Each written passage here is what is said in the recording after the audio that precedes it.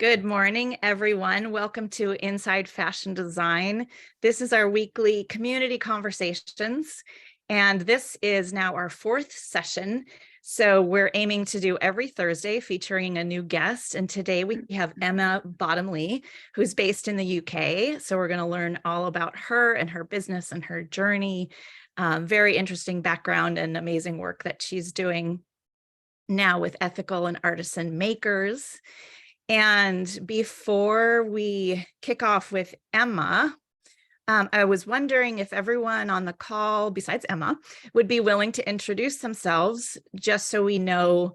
Part of IFD Community Connect is to just get to know the members and for us to connect more personally. And if you want to share kind of your, just briefly, high level, your service or what you do. And that way, if other members want to reach out to you, they know what you do and can start some building that connection there. So Jim, would you like to go first? All right. I'll be keeping my mic turned off, as I said, like seriously, landscape crew right when we start the recording. This is always a thing. But hey, my name's Jim Chi. I am business partners here with Britta on the Inside Fashion Design blog in terms of the business side of our venture here, and happy to support everybody that's on the call with anything that's related to the business of apparel. You know, the more mundane side of what we're doing, but requires all of the finance and operational elements with sourcing and production of materials and manufacturing processes. Britta and I both have ties back to our roots back at Nike, and I've been working on technical apparel, particularly in the waterproof seam sealed categories, as well as other performance materials for a number of years. So looking forward to speaking with everyone. Thanks. Thank you, Jim. Trish, would you like to go next? Yeah, hi, I'm Trish Langman. I've been working with Britta for quite a few years, since the beginning of IFD. It goes fast. Yeah, it's been my pleasure to work with her and Jim, two amazing people in the industry. My background is basically, I'm a partner at Consultancy at NGO. We have consultative status at the UN, and we do a lot of work around sustainability and social impact. Also a consultant for a sovereignty company, where we run a circular business accelerator for the BIPOC community in Los Angeles. I'm an educator as well. So I teach at the Portland Fashion Institute. I teach sustainable design and textiles. And I also teach textiles at PSU, Portland State. So I'm a designer at heart, but I'm very interested in the sustainability and social impact space. And that's my background, and happy to connect with anyone who's interested. And what Trish is not sharing is that she's also a textile artist. So multi-talented woman, and you probably don't have much time for the textile arts these days, but you and your husband have a textile print studio as well. So, and that's how we met, was I viewed your artwork for some swim I was working on, and gosh, that was back in 2005, maybe. Yeah, so, a long time ago. Yeah. Yeah. Hey, Trish, could you mention the Catalyst event? Is that okay to share that at this point? Yeah, I mean, we at Consultancy, we work with many kind of impact events. One of them is called Catalyst. We are teaming up with Britta as well to put on some events around Indigenous peoples this year, and so that's going to be happening the week of May 2nd. So there'll be lots of different events, and I'm sure Britta will share more details when we get the flyers and tools, which are coming out, I think, today. Okay. Yeah. I can share that on the platform. Just put a link to the website and all the events and whatnot. So we're excited about that. So thank you. Sloan, could you introduce yourself? Hi, everyone. I'm Sloan. And I want to look you up, Trish, and just real quick, was the last name Langman? Yes, Langman. Yeah. Okay, hi, you seem Langman. so cool. Nice to meet you. Yeah, Sloan, if you can't find her, I can send you her email or the LinkedIn. I want to be linked up on LinkedIn. Yeah. Okay, cool. All right. Yeah. Hi, Great, everyone. Hi. My can name's also, Sloan. sorry, Oh. go ahead, Sloan. My name's Sloan. I live in Happy Valley, which is I'm like 10 blocks out of PDX. I've lived in Portland my whole life. I'm an artist. I mostly right now I'm making clothes. I also produce events, and I'm like really into fashion design and everything that goes with it, really interested in ethics and like artistic responsibility. Right now, just as of recently, I just joined Inside Fashion Design. I'm going to be helping to make a content for the blog and newsletters and like the social media pages, like doing interviews about different artists, and also helping host these weekly community conversations, as well as working with Britta to help plan the Ethical Fashion Festival later this year. We have a lot going on. Yeah.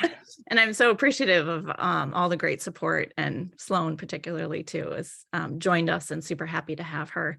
And before we will jump into talking with Emma, I was going to ask Sloan if she could introduce Jen, because she is our featured guest for next week. So if you just want to share a little bit about Jen, or if Jen wants to introduce herself so people know what's coming up next Thursday. So next week we have another really cool artist that we're lucky to have in town and be able to talk to, as well as worldwide, Emma. And it's really exciting stuff. She is currently the head of, or the president of, the Association of Sewing and Design Professionals, as well as she has her own line, Nicole Couture. She's very talented, and I'm happy to call her my friend. She's an amazing designer and really interesting person. Hi, Jen. We're looking forward to having you next week. Thank you. Yes, I've spent 25 years being a custom dressmaker in the Portland area. I focused on special events and performance wear with a lean towards educating and convincing my clients of the benefits of dead stock fabric and why they want to use it, and the whole cycle of getting people out of fast fashion in a way to be more deliberate about their clothing choices and how they treat their clothes and how they approach just dressing and style in general. And for the last couple of years, I've been involved with, as Sloan mentioned, the Association of Sewing and Design Professionals. That is not-for-profit, geared towards the trade of custom sewing, those that fit in that small little niche that covers alterations and custom dressing making, anything that really is outside of a manufacturing setting. Awesome. Thank you so much. We look forward to chatting with you more next week. So let's jump to Emma. So Emma, so great to have you today, and thanks for joining us from the UK. It's dinner time for you. So yeah. Yeah, and I was so excited to connect with you on LinkedIn, and then when I started reading through what you do and our mutual connections and all that, we both just felt we had to meet, and we did a Zoom a couple of weeks ago just to get to know each other. And doing a little more research and you providing more of your background was just super fascinating. You have a great story. So how about it? I would love just to start from the very beginning, like you as a kid, what you were into, because you talk about your passion as a kid and kind of what you envisioned for your career. And then it took a turn and ended up doing something totally different. So I'll pass it to you. Just kind of give a high level from, your childhood to how you ended up. Well, then we'll go into your years in Malaysia after that. Cool. Well, thank you, Britta, for inviting me today. I'm really grateful, and it's lovely to reconnect with you and connect with everyone here. So my background is, I would say, textiles and fashion. My earliest childhood memories from primary school are creating little things in the classroom, embroidering little weaves or sketching designs and fashion designs. And that really kind of stuck with me through school. My GCSE art was my safe place in the classroom. It was a haven for me. It was a safe place for me. It was a joyful place for me, where I could just immerse myself in embroidery and appliques and fabrics. And I had a great teacher who was amazing and who encouraged me as well. And so it was a natural progression for me to then go on to university to study textiles and fashion. I majored in hand weaving, which was a 4-year course. I deliberately chose a 4-year course, so I had placement year, and I was able to work in London at a design consultancy. I also worked for a weaving consultancy in London, and I spent 3 months in New York for textile agents who represented various mills in Europe and the Far East. And that course and those 4 years were just the best time. I loved immersing myself in a room full of these traditional, beautiful wooden hand looms, and that's never been lost on me. That kind of space, it's always really inspired me and motivated me. But when I finished that course, I knew I didn't want to go into design. I didn't feel that was where my strengths were. And I didn't really know exactly the career path I wanted to take at that point, but I moved up to London because I thought that would be a good place to start researching and thinking about what I wanted to do, given that it's, one of the kind of fashion capitals of the world, as it were. And in between needing to pay rent and deciding what it was I wanted to do, I went and worked in Harrods for a couple of years in the designer shoe department. I was able to work and be trained, by some of the most luxurious brands in the world, the likes of Prada and Burberry and Sergio Rossi and Yves Saint Laurent. So it was an incredible experience. Whilst I was there, I got to learn so much. And I think that also enhanced my love and passion for craft, because the workmanship that goes into the products and the shoes is just breathtaking. And my wardrobe thanked me for it too at the time. Get a nice discount on some Prada shoes. Totally, 50%. It was amazing. Nice. And so, yeah, whilst I did that, I started to think about where I wanted my career path to lie. And I got exposed a little bit in Harrods to the world of buying. Through meeting the buyers who came in to talk to us. I got to talk to them about what they did. And so it seemed like quite an attractive option for me. I envisaged, being able to travel and being immersed in textiles and fabric swatches and so I applied to the Arcadia Group, which is, if you know the Arcadia Group, it's a fast fashion group company. And on my third attempt, I got in because it was very competitive, but I managed to get in, and I went into the buying department for one of the brands there. Again, it didn't fulfill that creative side of me. It was really all number crunching, negotiations in cost prices, sales targets, sell-throughs, sales reports, merchandising reports.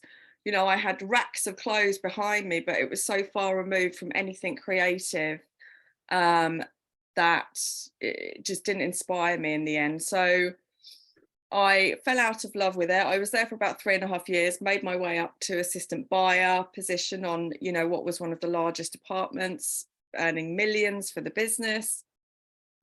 And yeah, I was continually uninspired. And so that I knew that wasn't right for me. So when my then boyfriend, now husband, found a job in Malaysia, I took the opportunity, because we're both adventurous by heart and we both love travel, to leave that job, and I literally packed my suitcase, not knowing what to expect, and went over to live in Malaysia on the other side of the world. That's so exciting. Isn't it interesting that you're in these positions that you don't love, and it probably starts to feel like a grind going in day after day, and your heart's just not in it. But then after years have gone by, and then you look back and you realize all of that experience, even though you might have felt unhappy and it wasn't your calling at that time, it just gives you all that extra knowledge that you can apply, Yes, to your exactly. other work. So I just remember being a younger in the career, and thinking, like, this is just not where I want to be. And you get so anxious to like get to the next step. You're always in such a hurry. This isn't what I want to be doing. That's exactly it. You're taught, well, I learned through different people and the systems that we operate under, that, the career path is to climb that ladder, and you climb that ladder at kind of no matter what cost it is to your health and well-being. And we're not taught from a young age to develop a really good relationship with ourselves. So when I look back now, I can really see the signs there that were telling me that this wasn't right for me. But we're not taught to trust the feelings that come up for us, or the messages that come up for us. We're taught to ignore them and push them to the side, because my dad worked really hard in a stressful job for my family. So for me, that was the belief that a successful job and carving out a successful career came with stress and burnout. And it happened not just in that job, but it happened in my subsequent job in Malaysia as well. Yeah, that's such a good point. And nobody teaches you that that's not unhealthy. You're just supposed to power through it. And I did that for many years in New York, and had, like ulcers and all, migraines, all these things, because I was just powering through, because that's what you're supposed to do.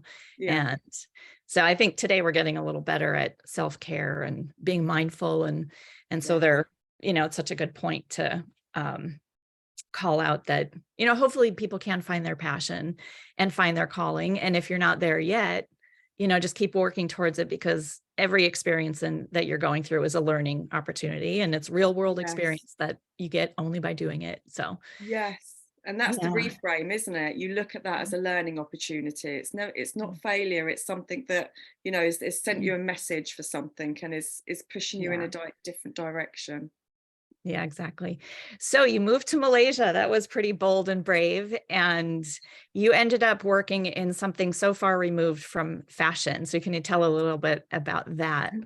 Yeah, when I went to Malaysia, I naively thought I'd find work.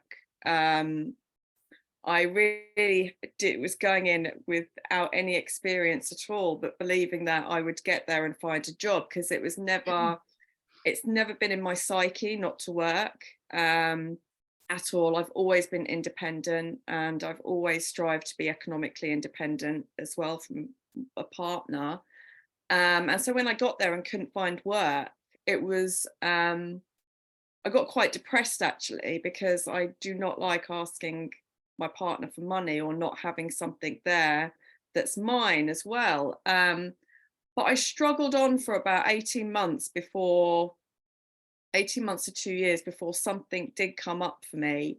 And it was a position where I was able to utilize transferable skills, not that I gained from fashion and textiles, but administrative skills basically. And it was a job as what started as an admin manager for a newly opened international school, a top private school in Kuala Lumpur there. And so I went into that role.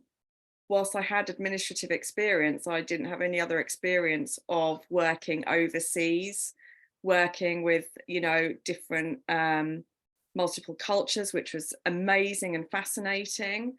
And also working for a very ambitious company that operated the school, that wanted it to grow and develop at quite a rapid rate. They were very ambitious for it there, because they'd had success with another school they had in Beijing in China.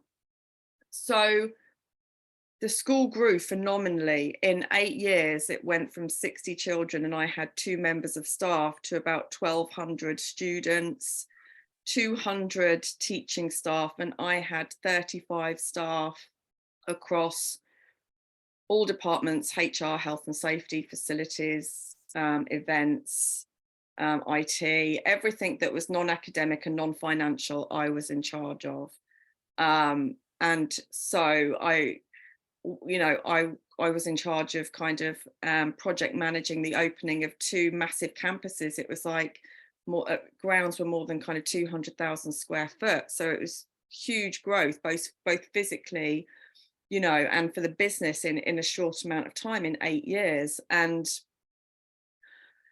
then in 2018, I was pregnant and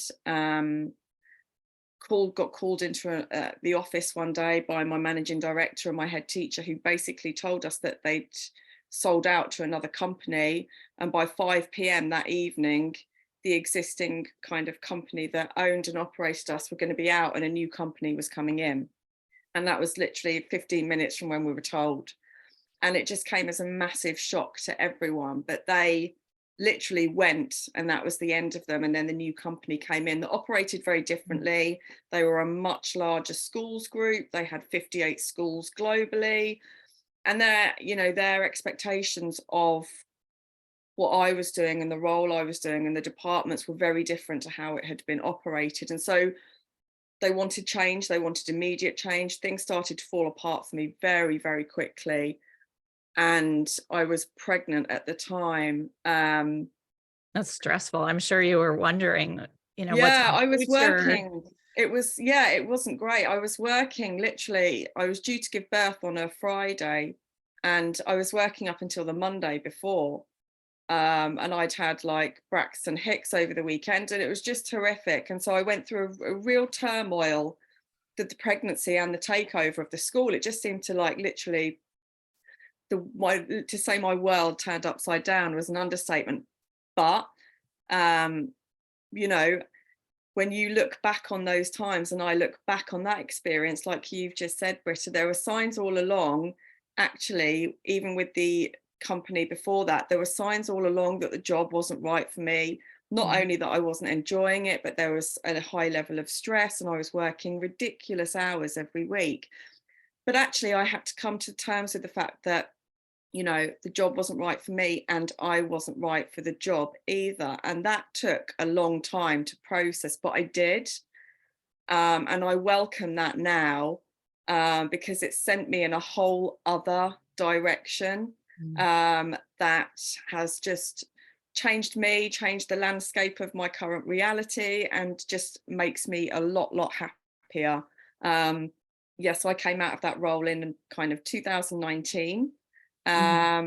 Just to rewind a little bit, in 2017, I was on holiday in a place called Sulawesi in Indonesia, and I'd visited a weaving village called Sengkang.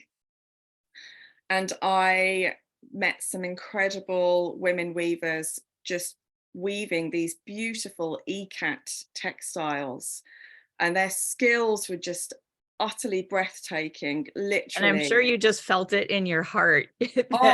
Like, I love this. Totally. Yeah. And like the seed was planted there. I came away thinking, wouldn't it be amazing to partner with some really talented weavers like this and create some clothes together? That was literally the thought. I'd love to do that. And so I started to think about that then. And so when I left, that seed literally came into reality immediately for me. So it went from pipe dream to reality very quickly. And I left the job in April 2019. By May, I was in Indonesia traveling, to and forth. And in that August, I went to visit the founder of a foundation that I connected with. So it all came together really, really quickly and rapidly, that it went from a huge fall to kind of coming up again. But yeah. And in the meantime, you had a child, and then you were also getting ready, or just recently you moved back to the UK. Yeah, so my daughter was born in November 2018. I left my job in April 2019. May and July, she was coming with me, and my husband was able to travel with me to Indonesia. I went back in August, where I had to leave her for 5 days, and that was excruciating at the time. But yes, those kind of trips were necessary. And now, in kind of at the end of 2021, we relocated back to the UK because COVID, unfortunately, stopped opportunities for my husband to be able to work in Malaysia as well. So we relocated back. Yeah. Could you talk about how you built the business? So you had this idea and you planted the seed. Did you sit down and really kind of make a plan and an idea and kind of map out like this is what you wanted to do, or did you just I had no business plan whatsoever. I still don't really have a business plan. Excuse me. I do have something. I have visions and I have goals, and so I have some structure there, definitely. But no, I knew as soon as I left my job, the next thing for me to do was to try and find a partner to work with. Excuse me, I'm just going to have a sip of water. So I went back to the place that I'd visited, but they weren't interested in kind of co-creating. They were just interested in selling me textiles. But I wanted something with a bit more meaning and connection behind it, because at the time the seed was planted from that visit, I also saw other businesses and brands creating with a sense of responsibility, social and environmental responsibility. So the words people, planet and profit were coming up in conversations that I was seeing. And I was also really motivated by that. And I wanted to find someone to partner with who kind of shared that ethos and those values. So I set about researching, and I came across the most incredible foundation in Indonesia called Toraja Melo. And so I wrote to them, telling them who I was, a bit about my background. And I wrote to the founder thinking she's never going to respond to me. And literally the next day she responded to me. And then a couple of days later, we were on a WhatsApp call together, agreeing for me to go and visit her in a place called Toraja in Sulawesi. Those were the kind of next steps that we were planning. And whilst I was doing that, I thought, okay, I'm going to do some more research here. I'm going to visit other parts of Indonesia, because I couldn't visit her immediately because she was traveling all over the country. And like the next time she was free to see me was August, and we were chatting in May. So I took the opportunity to go to other parts of Indonesia and see and look for more artisan partners, ethical manufacturers, tour, and just see what the industry was like there, to kind of create and make things, not just with artisans, but with ethical partners who are also manufacturers. And so I went to Bali, and it was fantastic. Like, if you are a small business, a solo entrepreneur, and you're just starting out, it's a phenomenal place to get started. There are so many people that share those same values there, whether they are ethical manufacturers, their foundations, their NGOs. There's a lot to be said for going somewhere like that and doing your research there. And so I did 2 visits there. I got to know more artisan partners. I got to visit an ethical factory where you got to go on site and spend a couple of days there and see the ways they work, which were really, really good. And they were really supportive of their workforce, and their community is able to thrive from their production. And I thought, this is the way we need to be doing things. It's honest, it's transparent, it's compassionate, which are the values that I feel we need to see a bit more of in the industry. We do need that.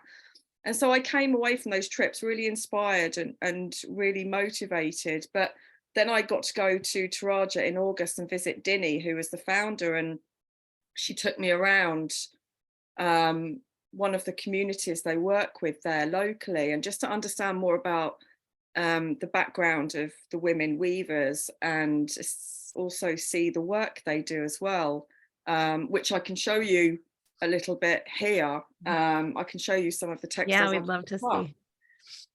And so I met a woman called Barbarella, who is the Mm. most incredible hand weaver. Wow. And so she wove this on a backstrap loom that's attached to her back.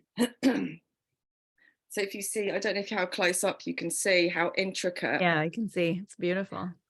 It really is. And she's phenomenally talented.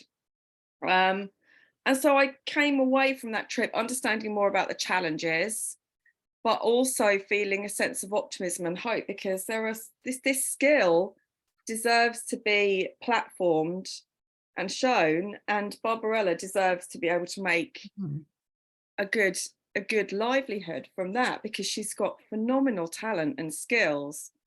And so it was an absolute honor to be able to go and meet her and see the work they do. And I met a number of other weavers there as well. So I came away from that trip going into partnership with Siraj Mello and one of their communities, which was amazing. And I'm working with them now for my first collection. Unfortunately, I don't have the textiles here. They're with a designer, but yeah, no, I'm really excited. COVID stopped things for a bit with them,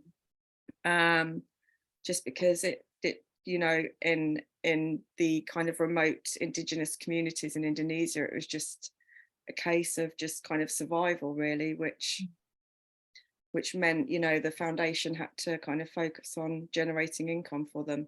Yeah, everyone had to kind of stop and slow down for a bit. What I love about what the artisans that you're finding too is that they're maintaining their traditions, their traditional craft, and it's being supported so they can keep that going.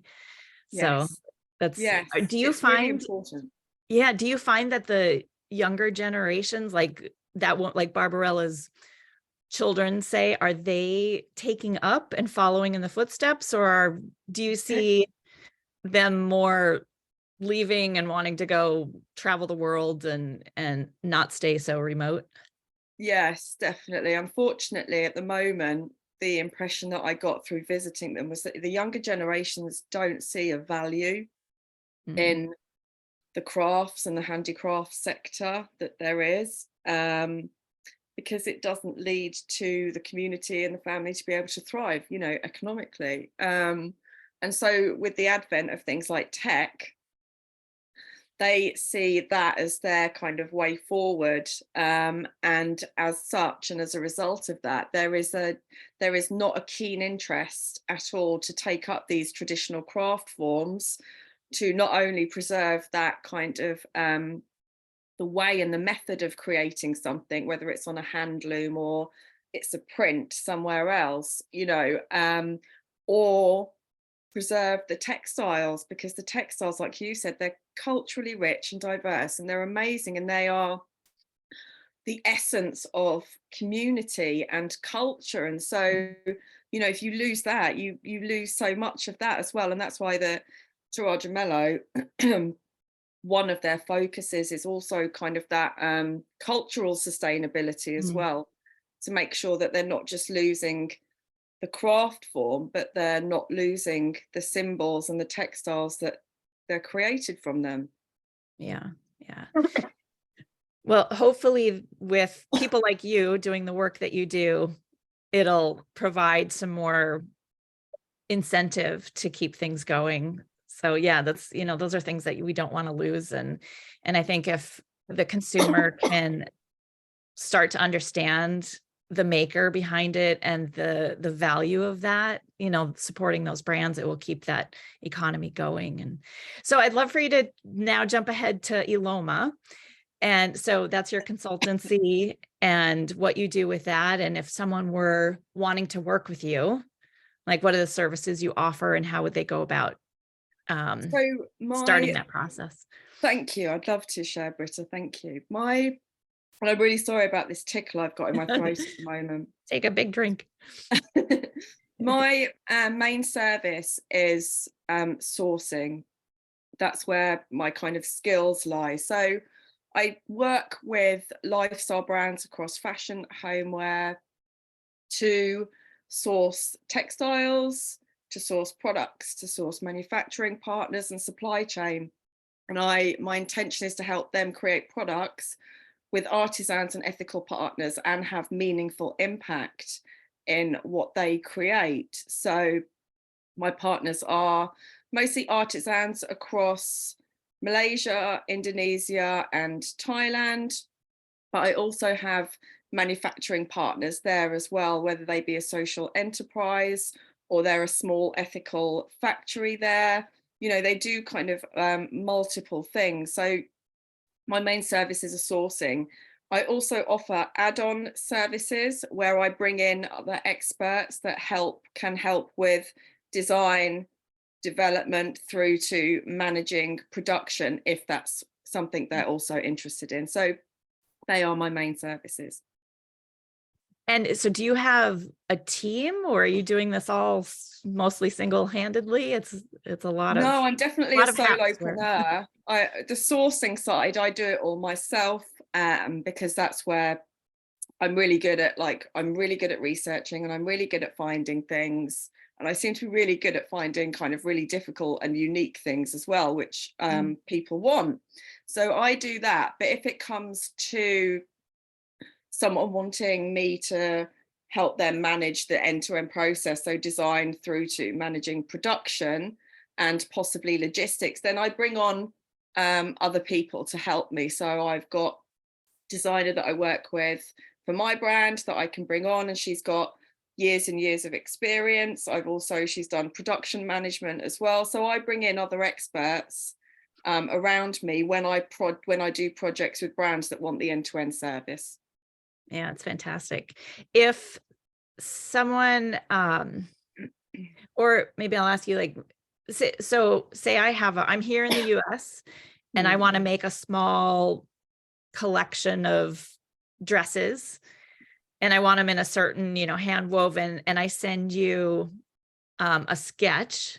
Yes. Then how would you take that and go, we'd have to find the material. Yes. Is there a fit process? Do you go through all of those phases with, and if you're working internationally, how are you communicating and getting that's where I come in. So if we're doing an end-to-end process, I'm the go-to. So I'm the bridge between the designer and the artisan partner and any other experts that I work with. So I kind of control everything and project manage that. If someone comes in now, the design process really depends on the artisan that you work with, because there are different ways to go about what I call co-creation, which is working in alignment with each other. And it's more of a two-way conversation between the artisan and the brand, rather than the brand coming in and saying, can you make this for me? So for example, if you wanted a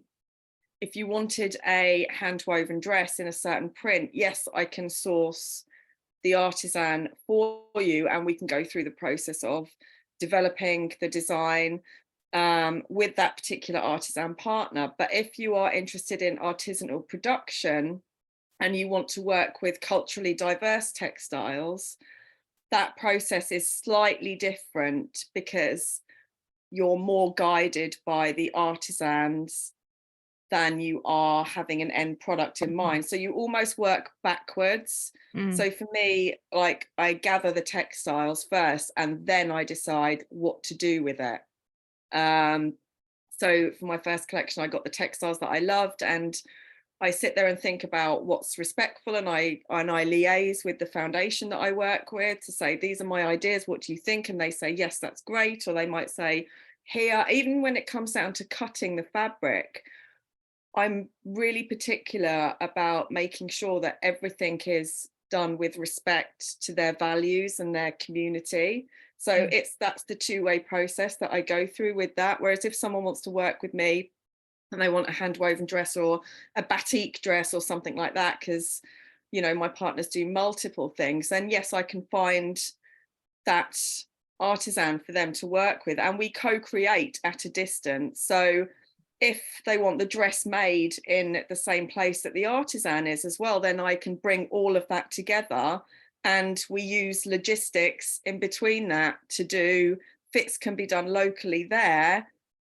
but they're also different sizes and shapes from being in Asia to being in the Western world. So you've also Right. got to take, the designer's got to take into consideration who their customer is, because then the fit can either happen in Asia or it can happen where they are, depending on their preferences. But there is logistics in between that. Yeah. How do you find the communication with some of those smaller artisan groups? Is that a really big challenge for you? No, I think that's one of the benefits I've had of living for 14 years in Southeast Asia and working with diverse, incredible cultures there. You know, I've Malaysia's made up of, Chinese, Indian, and Malay groups, and it's been the biggest honor to be able to work with them, to be able to understand, because I have that understanding of the nuances there now. It makes it very easy for me to work with both. Yeah. And So so all that's those what I years bring. of, yeah, all of those, and then managing your experience at the school, just Yes, managing the staff and the yes, funding and all those projects that I'm sure has benefited you quite a bit in running your own business. yes, definitely. And I think, I've learned, I don't go in there that they should learn from me. I go in, I like to think that when I work with someone, it's for me to listen and learn with them, because that's what I think is missing in how Mhm. we create our supply chains at the moment, because they're not two-way conversations. They are, you're my supply chain partner and this is how I want this made and this is how I Mhm. want this done. Whereas when we bring everyone into the conversation, that's when we start to create products with meaning and impact, and everyone can benefit from that collaboration. And that's what I think is really important. Yeah, your term, the co-creation, is Yeah, great. And it's the partnerships and the relationships, and the more traditional yeah, or typical way is someone places an order, here's a tech pack, you're my yeah, maker, send yeah. me samples for fitting, I want the quality control, this and this and this. And And so it doesn't have that there is still same, definitely that, because if you're creating a dress, even if with an small ethical manufacturer, they need a tech pack. So there is still those, that development process is there. It's just making sure that everyone is an equal partner and has equal say, and also that economically everyone gains from it. yeah. What have been some of your biggest, most exciting successes with the business so far? I think my biggest love of this is connecting rural artisans with other markets and other designers and other brands, and seeing that relationship develop and grow. And it's not an overnight success or an overnight win, but again, this is why I'm really all about long-term relationships and long-term partnerships, because that's how we build and grow into a diverse brand with a Mhm. unique product offer. We stand out in the market, but it is about that deeper, meaningful connection. So for me, when I'm able to partner an artisan with a brand and see the fruition of what that connection and that relationship grows to look like, the end product is even more beautiful, and the meaning behind it and the storytelling behind it, as long as the brand gets that right as well, is a brilliant feeling. And to see that just have not just be sustainable, but that partnership be sustained, Mhm. that's key, because it's not just one-off partnerships. We've got to build these things so they're long-term partners. Yeah, there's that element of trust and reliability that, Yeah, and also for brands to be, what I also really like, because the brands that I work with tend to be forward thinking. mm, Like, what I really like about that is that they are open to doing things differently and listening to other perspectives, and that's also what's key.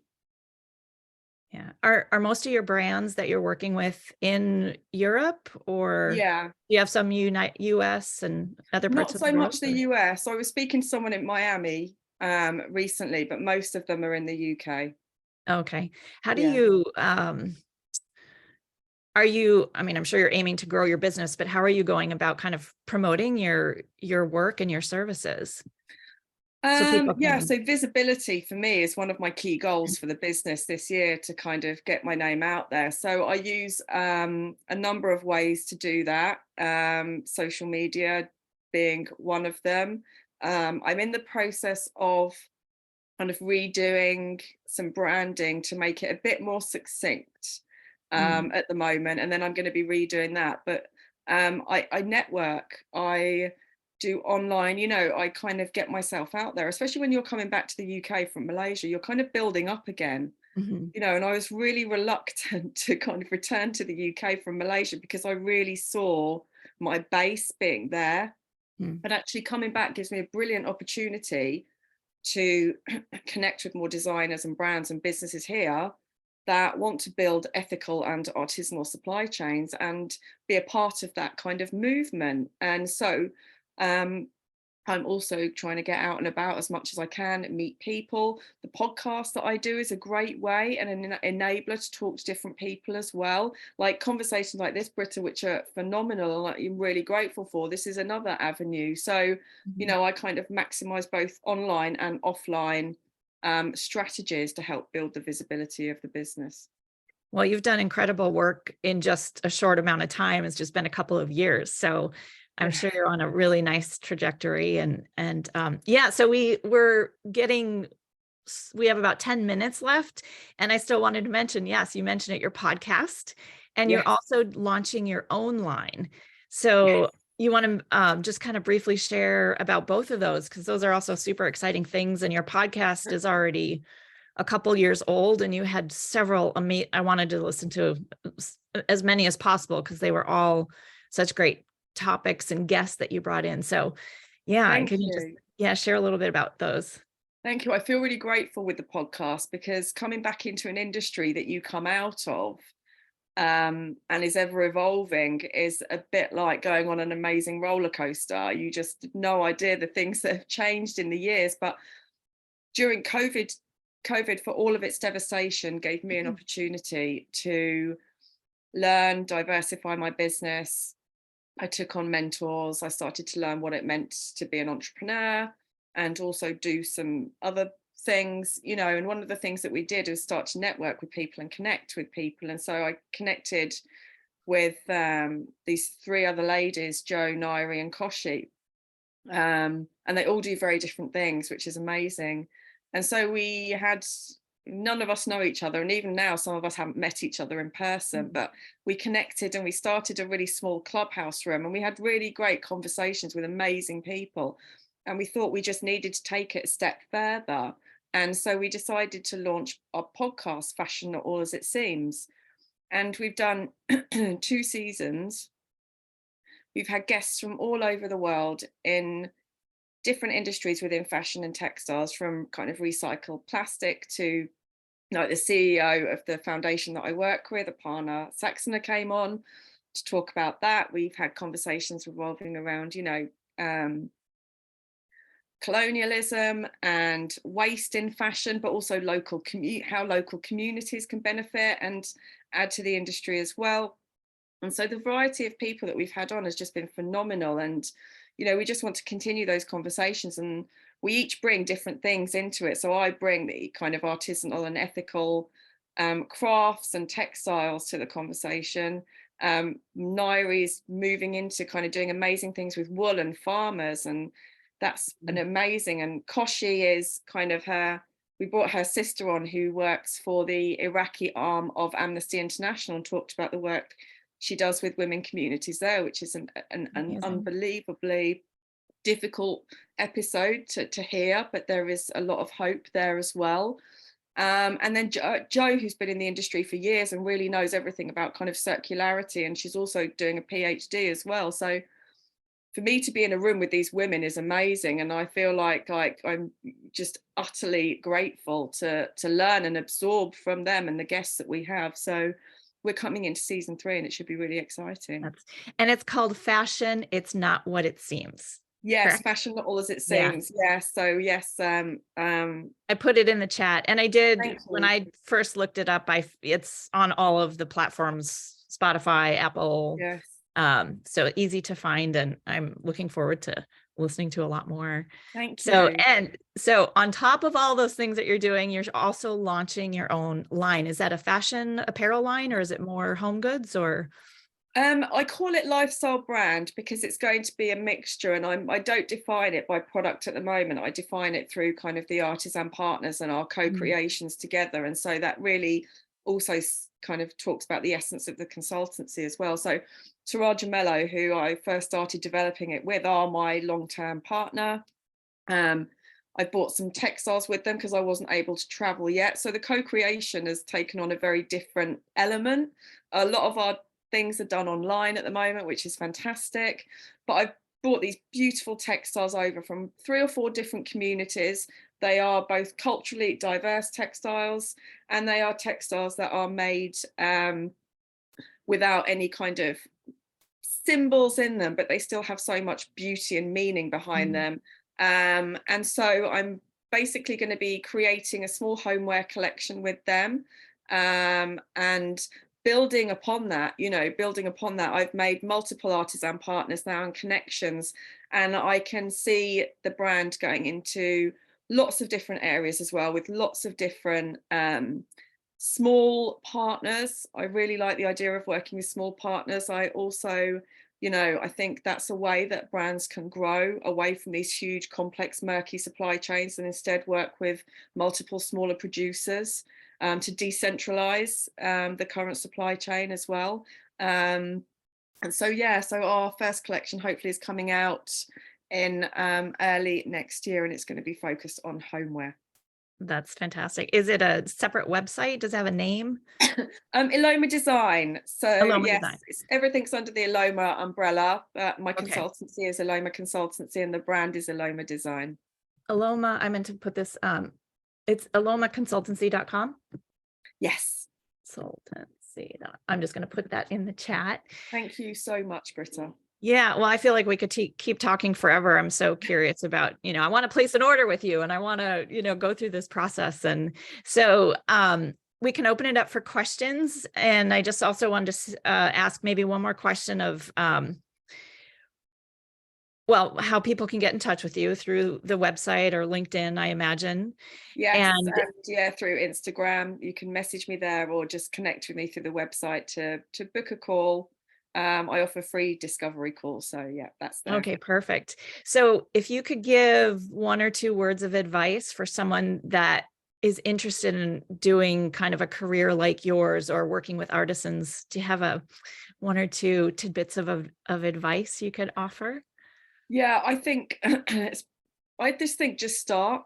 Just go with and follow your heart, and just make a start. Don't overthink things. Especially if you're a solo entrepreneur and you're doing a side hustle, it's easy to get overwhelmed and overcomplicate something, but just start really small. When I started, people were like telling me you had to have £40,000, you had to do a range, and it has to be in multiple colors. I don't believe any of that nowadays. I think if you've got a compelling product and a great story behind it, you can start small. And so that's what I would encourage people to do if they are interested in doing it. And that way you don't overwhelm yourself with costs and things. Like, have an idea of a budget.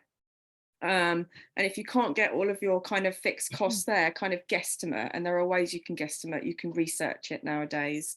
And the other thing I would say is just, like, if you believe in yourself, and it's really easy to say, and it's something that we all need to continually work on, but having that belief maintains your hope and optimism when the days that, you do and you will struggle. But, these feelings all pass through us. They will go. And so just to honor yourself in the process as well. That's beautiful. And I do think it is really encouraging that there are a lot of options for smaller quantities, minimum quantities. Again, like going back to the more traditional model of overseas production needing 2,000 pieces per style. There's a lot more folks like you doing this kind of work and working with smaller makers. So you can make 100 pieces or, 200 pieces. It's not. Unless, some people can start with much less than that, 50 pieces, or sometimes one-off, depending on your artisan partner. Some of them don't offer any MOQs at all. So it can really open a lot of doors. Yeah. So just a matter of, doing your research, finding someone like you that can connect you with makers and pursuing it for sure. Does Yeah. anyone have any questions before we let Emma go? Anyone? No, just great to hear your story again, Emma. Loved your story about Barbarella. Just fantastic. And I was just, I'm so aligned with what you're saying, talking about Indigenous peoples, because that is also what we're talking about currently at Catalyst. But did you find that, because, when the business cycle of a normal Western business is to scale and build up, scale your business. And I found that in my work I've done in Africa and South America, sometimes that's not the case. I mean, they're not really interested in scaling their business. They're actually just, that's it, this is what we do. It's just a different mindset as a business.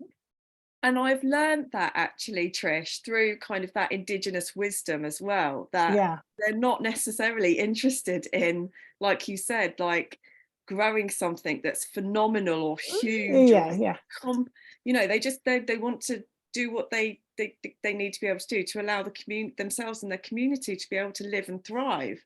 And that's it. But that's one of the beautiful things I think that we need to reframe in the fashion industry, right? Exactly. Because through working with multiple smaller producers, we make more beautiful bespoke products that stand out in what is a crowded market. So I find it really baffling when businesses and brands can't see that vision, yet we're all in this creative space together, right? And that's how we decentralize the fashion industry. And it doesn't mean you don't create volume, but you just create pockets of just localized, that's it. Regional, I've talked a lot about that. I was wondering real quick, when you say homeware, do you just mean like things you wear around the house, or does it include like other stuff that isn't clothing? So when I include homeware, what I kind of mean is, artisanal production can encompass all of that, but things for your home, so like cushions, throws, placemats, table mats, things like that, really. Okay, that's what I thought, because I was thinking like to make clothes out of those, like finely woven things, and thinking about like you're gonna have to cut into it to make something. I was like, ooh.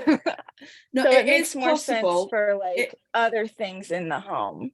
Okay. Yes, thanks for clearing that up. I think if you're looking at something like this, then for me it lends itself a bit more to that could be a great bag strap or an accessory strap rather than an item of clothing. But given that artisans you can either go with an artisan that creates a culturally rich textile, or you can go with an artisan and use their artisanal ancient methods like hand weaving and make a cotton or something just with hemp, and then you've got the opportunity then to create it into like a loungewear piece or something like that. So it's all entirely possible. Very cool. But Sloan, I hear you. Like the idea of cutting into some of those textiles is just almost, I'm like, don't do it. Don't do it. Just keep everything square, rectangular. Yes, like put them on the wall as a wall hanging, and their art. Yeah, so beautiful. So anyone else have any other further thoughts, comments, questions? So elomaconsultancy.com is where you can be reached, and through the insider.insidefashiondesign.com, which is the community platform, we are building out resources, including consultancy services, factories, fabric suppliers. So I started, I think last night, plugging it in there, Eloma Agency. So also through the platform, they can reach you and find out more about your services and all of that. And so I so appreciate your time and sharing your story, and very excited to see where the future goes with your consultancy and also your own brand, because it just sounds beautiful, and we'll look forward to seeing it.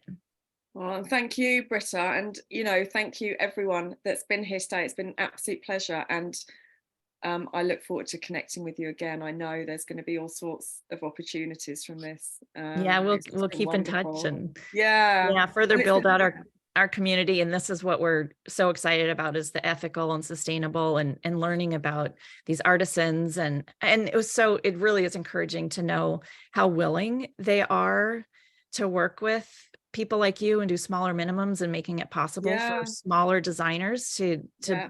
work with them and build this into part of their whole brand. So that's really encouraging and wonderful to see.